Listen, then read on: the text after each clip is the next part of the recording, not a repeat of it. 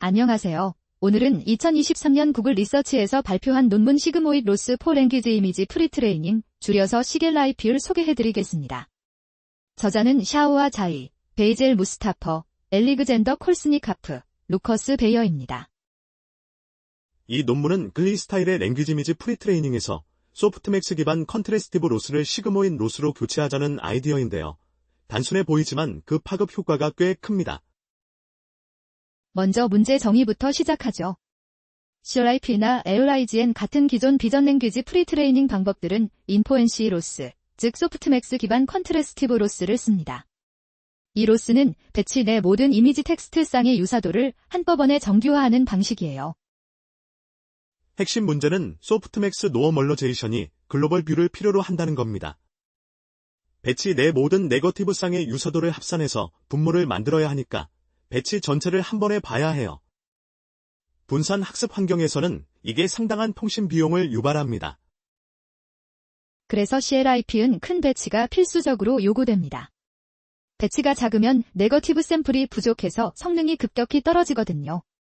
실제로 CLIP 논문에서는 32,768의 배치 사이즈를 사용했고, 이를 위해 수백 개의 GPU가 필요했습니다. 또 소프트맥스 로스의 구조상 배치 사이즈를 늘릴수록 네거티브의 수도 늘어나는데 이게 로스 랜스케이프를 바꿔버립니다. 배치 사이즈가 하이퍼퍼레머터처럼 작용하게 되는 거죠. 이게 재현성이나 스케일링 분석에 걸림돌이 됩니다. 자, 그러면 시겔라이피의 핵심 아이디어를 살펴봅시다. 제안하는 시그모이드 로스는 아주 간단합니다. 각 이미지 텍스트 쌍에 대해 독립적으로 바이너리 클래서퍼케이션 로스를 계산하는 방식이에요. 수식으로 보면 배치 내 i번째 이미지와 j2번째 텍스트가 매칭되는 쌍이면 레이벨 yij1 아니면 yij-1로 설정합니다. 그리고 로스는 로그 시그모이드, yij 별표 t 별표 다트, zi, zj, 플러스 b의 합이에요. t는 학습 가능한 템퍼러처, b는 바이어스입니다. 여기서 중요한 점은 시그모이를 쓰기 때문에 각 쌍이 독립적으로 처리된다는 겁니다. 소프트맥스처럼 배치 내 다른 쌍들의 유사도가 분모로 들어가지 않아요. 각 쌍은 그냥 이 이미지와 이 텍스트가 매칭되는가 라는 바이너리 질문에 답하는 셈입니다. 바이어스 텀 b의 역할도 중요한데요. 배치 내에서 파저티브 비율이 1n으로 굉장히 낮거든요. 이 클래스 임밸런스를 보정하기 위해 초기값을 -10으로 설정합니다. 이 프라이어가 없으면 학습 초기에 로스가 폭발할 수 있어요. 템퍼러처 t는 CLIP과 마찬가지로 학습 가능한 스칼라인데 시겔라이피에서는 이게 각 쌍의 라지트 스케일만 조절하는 역할을 합니다. 소프트맥스에서처럼 배치 전체의 분포를 바꾸지 않으니 그 의미가 더 깔끔하죠. 분산 학습 관점에서 보면 차이가 더 두드러집니다. 소프트맥스 크라이브는 각 디바이스가 전체 배치의 시멀레러티 메일릭스를 봐야 하니 올게 더 통신이 필수예요. 반면 시겔라이프는 각 디바이스가 자신이 가진 쌍들만 독립적으로 처리할 수 있습니다. 정확히 말하면 시겔라이피도 큰 배치를 위해 디바이스 간 피처를 공유하긴 합니다만 로스 계산 자체는 로컬하게 처리할 수 있어요. 통신 패턴이 훨씬 단순해지는 거죠. 이 논문에서 시글리트라고 부르는 모델 변형도 소개하는데 이건 시겔라이피의 리트, 즉 락트 이미지 투닝을 결합한 겁니다. 이미 학습된 비전 인코더는 고정하고 텍스트 인코더만 학습시키는 방식이에요. 시글리트는 TPUB 4칩 4개만 가지고 이틀 만에 이미지네트 제로샤트 정확도 84.5%를 달성했습니다. 이게 얼마나 효율적인지는 원래 CLIP 학습에 수백 개 GPU가 필요했다는 것과 비교하면 체감이 오죠. 아키텍처 자체는 크리프와 동일합니다. 비전 인코더로 BA, 텍스트 인코더로 트랜스포머를 쓰고 두 인코더의 출력을 다트 프로덕트로 비교하는 구조예요. 로스만 바뀐 거니까 시겔라이프는 기존 크레이피 인프라에 그대로 적용할 수 있습니다. 그럼 이 로스 변경이 배치 사이즈와 어떤 관계가 있는지 더 파고들어 봅시다.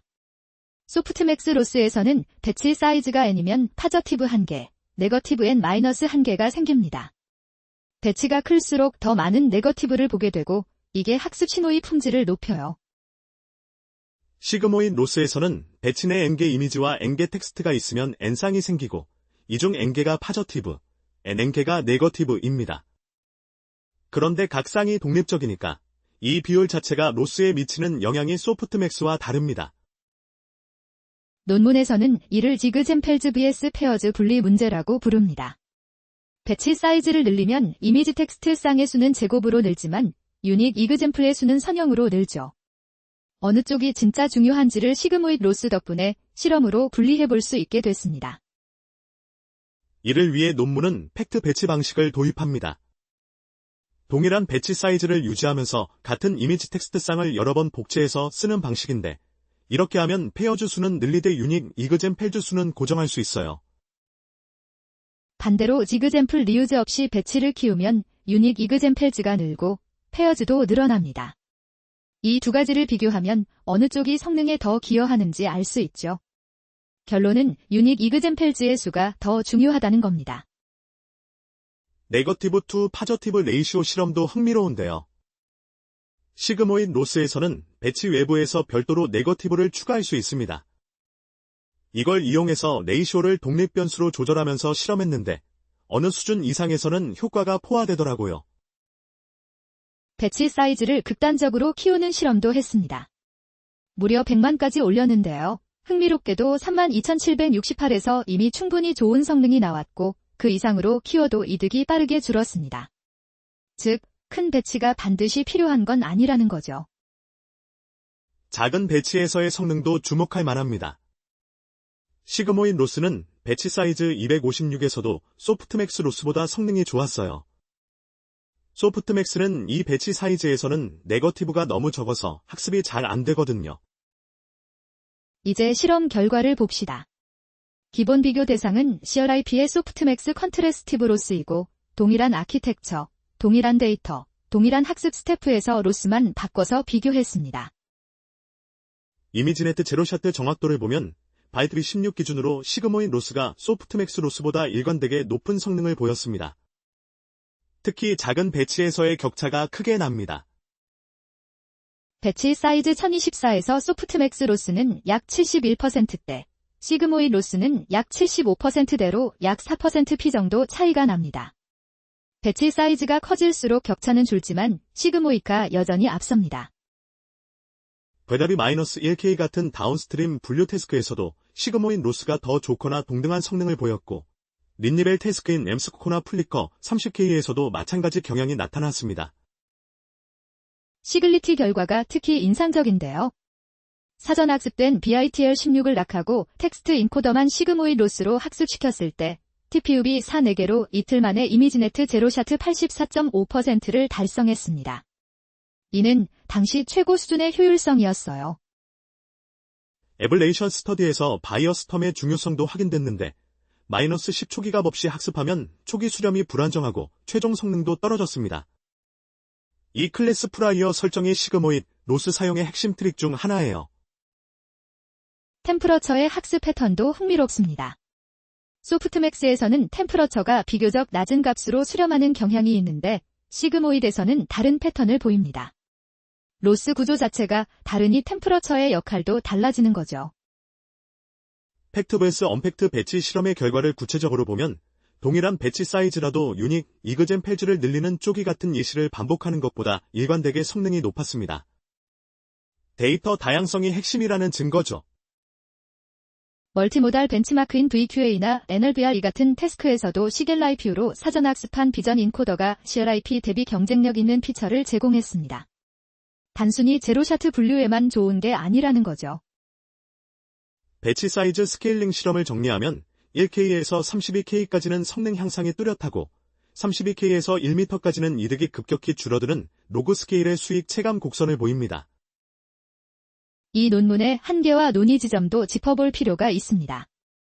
시그모이드 로스가 더 좋은 이유에 대한 이론적 분석이 다소 부족합니다. 실험적으로는 검증됐지만 왜 시그모이드가 소프트맥스보다 좋은지에 대한 깊은 이해는 아직 열려있는 질문이에요. 또한 이 논문의 실험은 주로 영어 데이터를 기반으로 합니다. 다국어 환경이나 다양한 도메인에서의 성능 변화는 추가 검증이 필요하죠.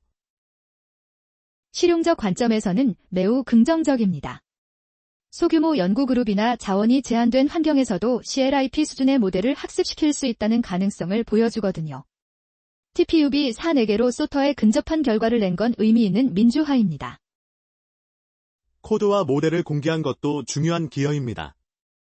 빅비전 레포에 공개된 모델들은 이후 많은 후속 연구의 베이스라인이 됐고, 특히 엘라비에 같은 멀티모달 LM 연구에서 시겔라이브 비전 인코더가 널리 채택됐죠.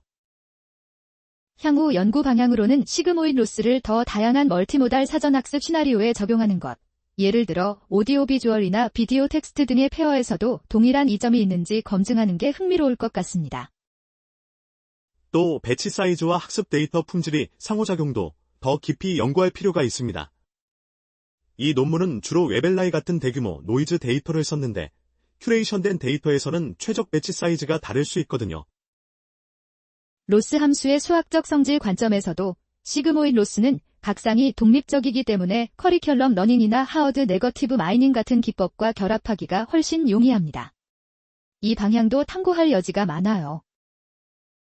실제로 이후 연구들을 보면 시겔라이피의 아이디어가 많은 곳에서 채택됐습니다. 특히 온디바이스나 에지 환경에서의 경량 멀티모달 모델 학습에서 시그모이드 로스의 배치 유연성이 큰 장점으로 작용하고 있어요. 마무리하겠습니다. 시겔라이피의 핵심 기여는 3가지입니다. 첫째, 소프트맥스를 시그모이로 바꾸는 단순한 변경만으로 배치 크기 제약을 해소하고 성능을 향상시켰습니다. 둘째, 배치 사이즈와 로스를 분리함으로써 이그젠 펠즈버스 페어즈, 네거티브 레이쇼 같은 사전학습 다이내믹스를 처음으로 체계적으로 연구할 수 있게 됐습니다. 셋째, 극히 제한된 자원으로도 소터 수준의 비전 랭귀지 모델을 학습시킬 수 있음을 실증했습니다. 오늘 발표는 여기서 마치겠습니다.